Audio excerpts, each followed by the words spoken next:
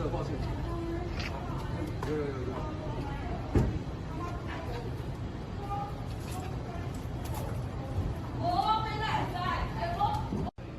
本月4日21时许，本大队员警巡逻勤务，经桃园市芦竹区海山路与三国路口，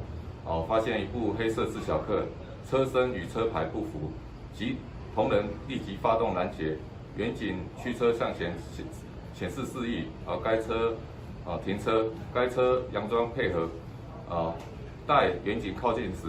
意图冲撞员警，并拒绝逃逸。本大队员警生命、身体已遭受危害，旋即依法使用警械，共射击3发子弹。该车仍急速的逃逸，员警驾车于随后尾随，并且通报线上情网拦截围捕，最后于桃园市芦竹区南竹路5段5巷口将该车拦截围捕成功，顺利逮捕以蔡姓为首4名嫌犯，并在现场查获手指虎50刀、棒棍、